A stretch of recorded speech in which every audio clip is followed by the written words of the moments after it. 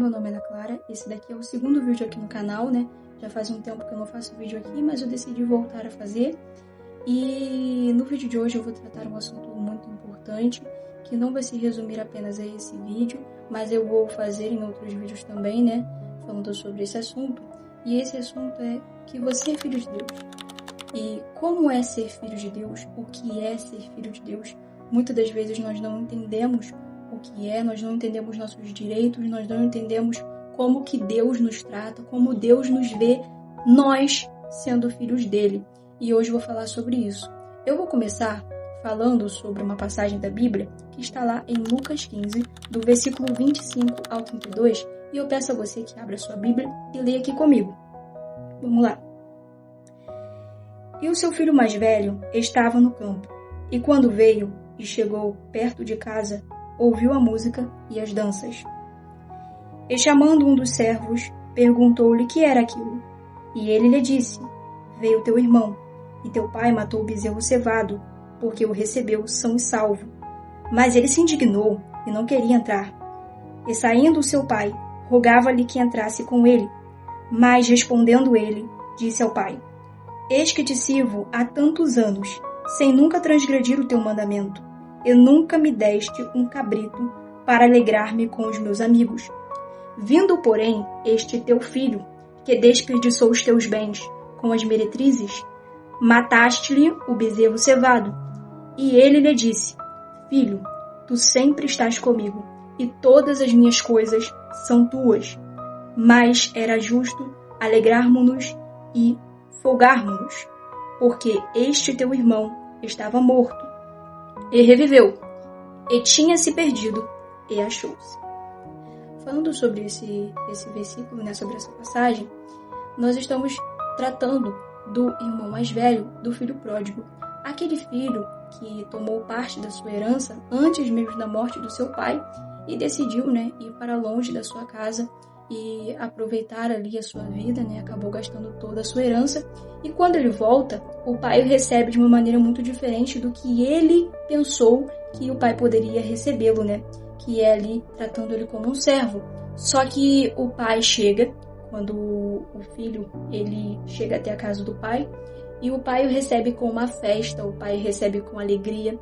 E o irmão mais velho, ele vai dizer ao pai, né, quando ele vai ver aquela festa toda, ele vai falar ao pai que ele nunca tinha feito aquilo por ele, que ele nunca tinha dado nem mesmo um cabrito, quando o seu irmão, que foi embora, né, quando o seu irmão, que aproveitou a vida longe do pai, né, e acabou gastando tudo, e agora retornou, esse irmão tinha recebido naquele momento um bezerro cevado. Ele tinha recebido uma festa, enquanto aquele filho mais velho que sempre esteve ali servindo ao pai, que sempre esteve ali obedecendo ao pai, nunca tinha recebido nem mesmo um cabrito para se alegrar com seus amigos. Falando sobre essa passagem, primeiro eu queria falar, né, que o filho, como que eu disse agora, ele sempre esteve na casa do pai. Ele sempre esteve obedecendo, ele sempre esteve servindo ao pai. Ele sempre esteve agradando ao seu pai. É por isso que eu trato, é por isso que eu considero o filho mais velho, eu acho que como um filho que também perdeu a sua identidade, assim como seu irmão mais novo, que se perdeu no mundo, mas o filho mais velho se perdeu dentro da casa do pai. Enquanto o irmão mais novo se perdeu fora da casa, o irmão mais velho se perdeu dentro. Eu tomo essa conclusão porque o irmão mais velho, ele acabou, em algum momento, na minha opinião, eu acho que ele se confundiu. Ele se confundiu com a identidade de servo.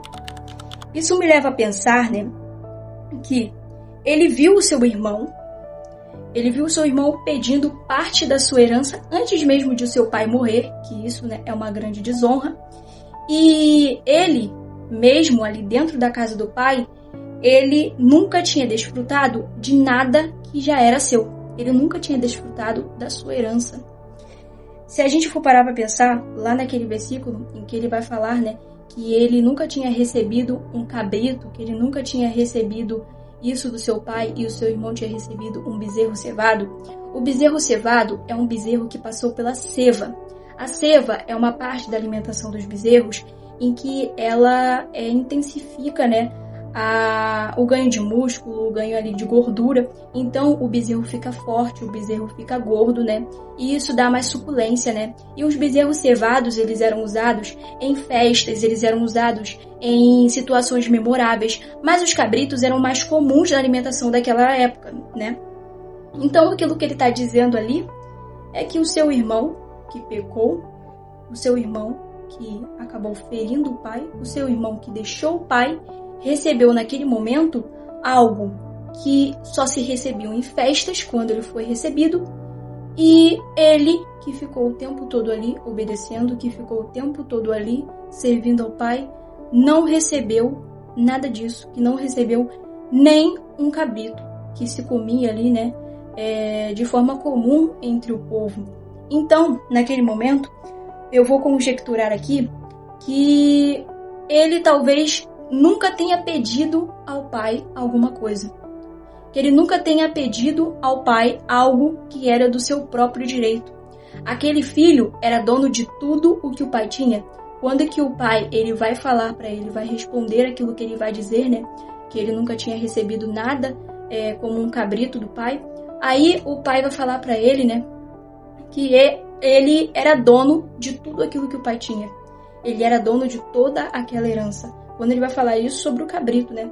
O pai vai falar que ele era dono de toda aquela herança, que tudo que o pai tinha era dele. Ou seja, ele era um herdeiro. E nós devemos entender que nós somos herdeiros de Deus. Nós somos co-herdeiros com Cristo. Nós também temos direito à herança de Deus, ao nosso Pai. Nós podemos pedir a Ele e Ele vai nos entregar aquilo que nós pedimos. Ele não vai entregar pedra no lugar de pão. Ele não vai entregar um escorpião ou uma serpente em lugar de peixe para o seu filho. Ele sabe a necessidade de cada um de nós. Ele sabe que nós estamos aqui e que nós também temos direito àquilo que Ele nos deu. Deus, Ele diz isso. Deus diz que nós somos co-herdeiros com Cristo. E algo que me chama a atenção também, né, é que, sendo nós não servos, mas sim filhos, vamos entender que o servo não tem direito a nada. Vamos entender que o servo não pode receber nada do seu senhor, nem mesmo por direito ali, né? O servo não tem uma herança. E algo que me chama a atenção é que o filho tem. O servo não pode exigir isso, o servo não pode reivindicar disso, porque ele não tem uma herança. Mas o filho tem uma herança. E o servo serve por obrigação.